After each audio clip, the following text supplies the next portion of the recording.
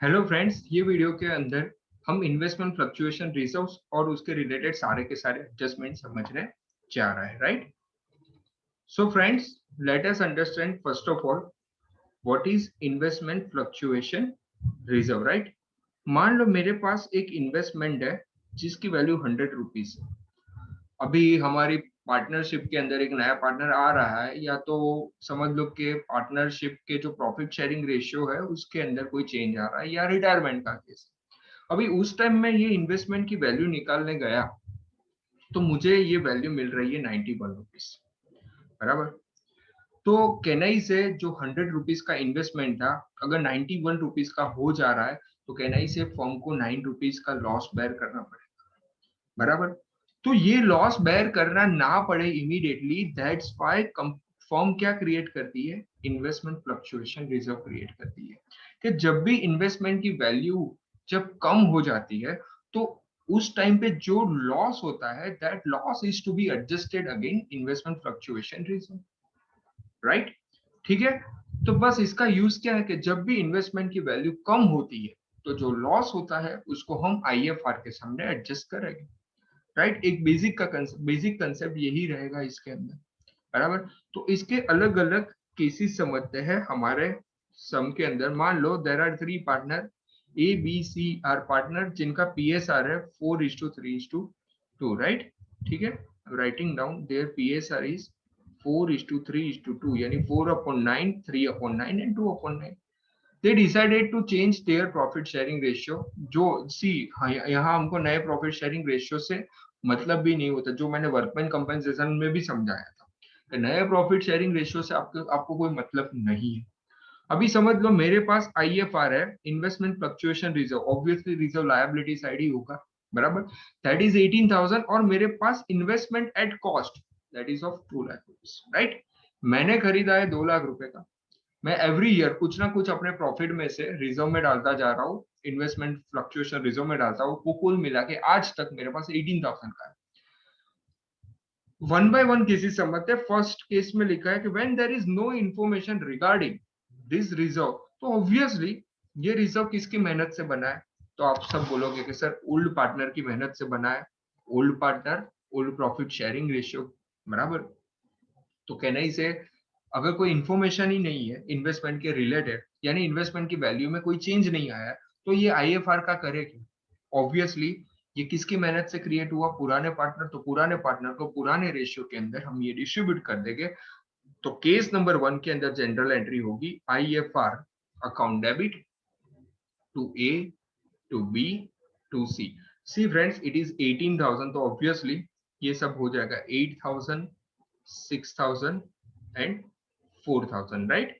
कौन से रेशियो में मैंने डिस्ट्रीब्यूट किया? तो old partner old profit sharing ratio के अंदर यहां मैंने इसको डिस्ट्रीब्यूट किया। अभी ये रिजर्व का कोई काम नहीं था, दैट्स व्हाई हमने किसको दे दिया? Old partner old profit sharing ratio. यहाँ वैसे भी 3 ही पार्टनर है, बट कहने का मीनिंग ये है कि एडमिशन चैप्टर हो या रिटायरमेंट चैप्टर हो, आपको ओल्ड पार्टनर वर्ड याद रखना है, बराबर। ठीक है। हाँ, तो भाई बैलेंस शीट के अंदर क्या रहेगा? नथिंग। बैलेंस शीट के अंदर जो आईएफआर था वो तो हमने पार्टनर को दे दिया, तो इन्वेस्टमेंट की वैल्यू में कोई चेंज नहीं है, तो 2 लाख का 2 लाख रहेगा। रिवॉल्यूशन अकाउंट में भी कोई चेंज नहीं आएगा, right? So this was very simple case, right? Now case number 2 के अंदर बताया कि मार्केट वैल्यू इज 2 लाख। उसका मीनिंग ये है कि मार्केट वैल्यू में कोई चेंज ही नहीं आया। 2 लाख रुपए की वैल्यू जो हमारे पास थी, मार्केट भी वही बोल रहा है कि भाई तुझे ये इन्वेस्टमेंट के 2 लाख रुपए मिलेंगे। तो सर हमारे पास आईएफआर जो पड़ा है उसका क्या करेंगे? ऑब्वियसली वो हम पार्टनर को दे देंगे। किसकी मेहनत से बना? Old partner. कौन से रेशियो में? ओल्ड प्रॉफिट शेयरिंग रेशियो में। तो कहना ही से अगेन हमारी एंट्री क्या होगी? IFR to ABC. रिवॉल्यूशन में कुछ नहीं आएगा और सीधा बैलेंस शीट में 2 लाख का 2 लाख ही रहेगा। यानी केस नंबर 1 हो या 2 हो, दोनों के अंदर हमारी इफेक्ट्स, जनरल एंट्री, सब कुछ सेम रहेगा, बराबर फ्रेंड्स। बट धीरे धीरे हम आगे बढ़ते हैं, केस नंबर 3 देखते हैं। थोड़ा अलग है केस नंबर 3, राइट? सी, अगर मेरे इन्वेस्टमेंट की मार्केट वैल्यू कम हो गई, यानी मेरे बुक में थी 2 लाख, अभी उसकी वैल्यू होगी 191,000। 2 लाख में से 1,91,000 हो गई। यानी कुल मिला के मैं बात करूं तो 2 माइनस 1.91 दैट मीन्स 0.09, यानी 9,000 रुपीज का मुझे नुकसान हो रहा है। लॉस हो रहा है। ऑब्वियसली ये लॉस एक साथ मुझे बेयर ना करना पड़े, इसीलिए मैंने कौन सा रिजर्व बनाया है, आईएफआर, जो स्पेसिफिकली इन्वेस्टमेंट के सामने ही बनाया है। यानी इन्वेस्टमेंट की वैल्यू कम होगी तो सबसे पहले मैं आईएफआर के सामने उसको एडजस्ट करूंगा, राइट। तो फ्रेंड्स ये केस के अंदर हम देखें तो मेरे पास आईएफआर कितना है, 18,000 रुपीज का है। कैन आई से उसमें से 9,000 रुपीज का यूज मैं इन्वेस्टमेंट के सामने कर रहा हूँ। यानी मेरा जो इन्वेस्टमेंट है 2 लाख रुपए का है, उसकी वैल्यू 191 करूं तो कहना ही से देखो इन्वेस्टमेंट का डेबिट बैलेंस होता है, उसकी वैल्यू 9,000 कम करूं तो उसको क्या करना पड़े, क्रेडिट करना पड़े। तो कहना ही से I will write to investment account 9,000। देखो इन्वेस्टमेंट का डेबिट बैलेंस होता है, उसमें से 9,000 की वैल्यू कम करते हैं, दैट मीन्स रिड्यूस करते हैं, इसीलिए उसको मैंने क्रेडिट किया 9,000। यानी आईएफआर था 18,000, उसमें से 9,000 मैंने इन्वेस्टमेंट को कम करने के लिए यूज किया, तो फिर भी मेरे पास 9,000 हो गए, 9,000 will be having with me. So what I will do, इसको भी हम ओल्ड पार्टनर के अंदर ओल्ड प्रॉफिट शेयरिंग रेशियो में 4:3:2 में बांट देंगे, यस और no, right friends. So summary is that कि सबसे पहले हमारा जो लॉस आ रहा है इन्वेस्टमेंट का, उसका यूज हम आईएफआर में से करेंगे, बिकॉज वो स्पेसिफिकली इसके लिए ही बनाया गया था। तो सर इसकी एंट्री कहाँ कहाँ होगी, राइट। तो वो भी हम समझा देते हैं कि देखो सबसे पहले पार्टनर का जो कैपिटल अकाउंट आप बनाओगे, उसमें क्रेडिट साइड एंट्री होगी। मान लो ये ए बी और सी है, उसमें देखो यहाँ क्रेडिट हो रहा है तो ऑब्वियसली 4,000 3,000 और 2,000 यहाँ क्रेडिट हो गए। और बैलेंस शीट के अंदर मेरे इन्वेस्टमेंट देखो 2 लाख रुपए के थे, उसमें से 9,000 हमने रिड्यूस कर दिए, तो investment will be recorded at market value, that is 1,91,000। Sir IFR दिखाएंगे, ऑब्वियसली नहीं दिखाएंगे, क्योंकि आईएफआर 18,000 में से 9,000 तो हमने इन्वेस्टमेंट में डाल दिए, और बाकी के जो 9,000 थे जो पार्टनर को दे दिए, राइट फ्रेंड्स। तो ये थोड़ा इंपॉर्टेंट एडजस्टमेंट था, जो बार बार आपको बड़े सम में भी देखने को मिलेगा, राइट फ्रेंड्स। उसके बाद होता है case number 4, when market value of the investment is 2,18,000। देखो हमारे पास, देखो केस नंबर 4, हमारे पास आईएफआर 18,000 का है, इन्वेस्टमेंट 2 लाख रुपीज का है, और मार्केट वैल्यू इसकी आ रही है 2,18,000। सी, हम आईएफआर का यूज कब करेंगे, जब इन्वेस्टमेंट की वैल्यू कम होगी, तब इन्वेस्टमेंट के सामने उसका यूज करेंगे। अभी तो रिवर्स सिचुएशन है, मेरा इन्वेस्टमेंट बढ़ रहा है। कोई भी असेट की वैल्यू बढ़े तो बिजनेस के लिए अच्छा होता है, बराबर। और अच्छी चीज को तो हम बचपन से क्रेडिट करते आ रहे हैं, तो कहना ही से रिवैल्यूएशन अकाउंट के अंदर हम याद है ऐसा करते थे कि मान लो कि क्रेडिटर्स को पैसा नहीं देना है, या तो कोई असेट लैंड एंड बिल्डिंग के उसकी वैल्यू बढ़ रही है, तो आप क्या करते थे, पीएनएल को रिवैल्यूएशन को क्रेडिट करते थे, राइट। कहना ही से यहाँ इन्वेस्टमेंट की वैल्यू बढ़ रही है तो मैं 18,000 को क्रेडिट नहीं करूंगा, यस और। तो ये बात बहुत समझने जैसी है। सबसे पहली इफेक्ट हम क्या करेंगे, असेट की वैल्यू बढ़ाएंगे, तो कहना ही से जनरल एंट्री क्या पास होगी, investment account debit to revaluation account 18,000, बराबर। अभी आप लोग ही समझो कि इन्वेस्टमेंट क्रेडिट हुआ, सॉरी डेबिट हुआ, बराबर। उसका बेनिफिट पार्टनर्स को मिलेगा, क्योंकि रिवैल्यूएशन अकाउंट क्रेडिट होता है। ये 18,000 का प्रॉफिट कौन ले जाएगा, मेरे पार्टनर ले जाएंगे, यस और ओल्ड प्रॉफिट शेयरिंग रेशियो में। वैसे भी रिवैल्यूएशन अकाउंट को प्रॉफिट हो या लॉस हो, लास्ट में जाता किसको, ओल्ड पार्टनर को, ओल्ड पीएसआर हो जाता है, यस और नो। तो कहना ही से इमीडिएटली इसको क्लोज करके मैं मेरे पार्टनर को दे दूंगा, यस और 18,000 है, कहना ही से 8,000 6,000 एंड 4,000, बराबर है फ्रेंड्स। तो सर इसके अंदर हमारे पास जो ऑलरेडी आईएफआर था उसका क्या करें। अरे भाई उसका कुछ नहीं करेंगे, ये आईएफआर था ना हमारे पास, वो हम अपने पार्टनर्स को दे देंगे, क्योंकि अभी उसका कोई यूज नहीं है। तो कहना इसे थर्ड एंट्री में क्या पास करूंगा, IFR account debit to A to B to C, again 18,000, और यहाँ क्या आएगा 8,000, 6,000 एंड 4,000। तो सर कहाँ कहाँ इफेक्ट आई, देखो आप रिवॉल्यूशन अकाउंट में आपने इफेक्ट की 18,000 से। ऑब्वियसली अगर मैं कैपिटल अकाउंट बना था, बराबर, ये क्रेडिट साइड ही समझो, अभी मैं डेबिट साइड ड्रॉ करके नहीं बता रहा हूँ, this is credit side of capital account. तो देखो ये प्रॉफिट पार्टनर्स को मिला जिसकी हमने जनरल एंट्री पास की, that is second number general entry. तो यहाँ पार्टनर को 8,000, 6,000 एंड 4,000 मिलेगा किसके, रिवॉल्यूशन प्रॉफिट। दूसरे पार्टनर को क्या मिलेगा कि जो आईएफआर अभी क्लोज हो रहा है उसका बेनिफिट भी पार्टनर को 8, 6 एंड 4,000 मिलेगा, यानी पार्टनर दो बार क्रेडिट होगा। अभी आप बोलोगे कि sir what will be the effect in balance sheet, तो भाई इन्वेस्टमेंट की नई वैल्यू हो जाएगी 2,18,000।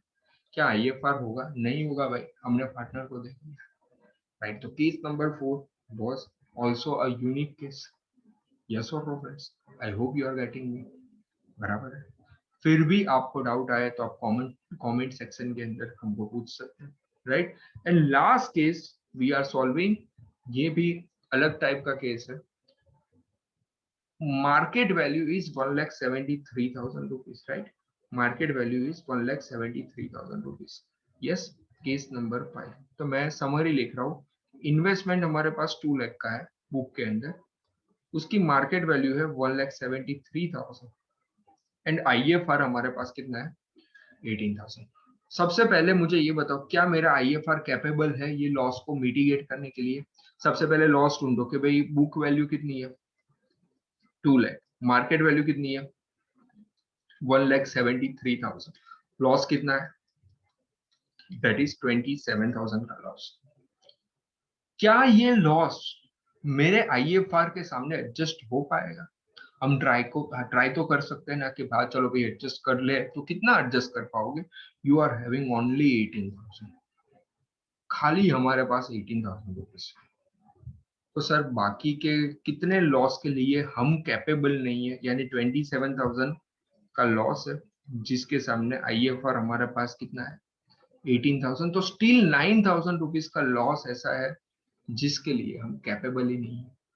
तो वो लॉस कहां से लाएंगे, तो तब जाके आपको रिवॉल्यूशन अकाउंट में इफेक्ट देनी पड़ेगी, बिकॉज हमारे पास जो सफिशिएंट रिजर्व था वो तो हमने यूज कर लिया, तो जो कैपेसिटी हमारे पास नहीं थी लॉस बेयर करने की, वो हम करंट ईयर के रिवॉल्यूशन अकाउंट में से इफेक्ट लेंगे, यस और नो, बराबर है। तो इसको जनरल एंट्री के फॉर्म में भी समझ लेते कि सबसे पहले चेक करो कि भाई अपना इन्वेस्टमेंट का वैल्यू कितना डाउन हुआ, 27,000 का। क्या हमारे पास आईएफआर कितना है, सर 18,000 है। तो इन्वेस्टमेंट की वैल्यू आप कितनी रिड्यूस कर रहे हो, तो आपको पता है कि सर इट इज 27,000, तो मैं टू इन्वेस्टमेंट लिख रहा हूँ 27,000।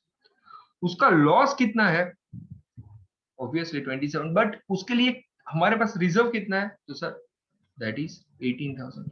कितना रिजर्व नहीं है हमारे पास, सर 9,000 का नहीं है, वो हम कहां से लाएंगे, रिवॉल्यूशन अकाउंट से लाएंगे, यस और नो।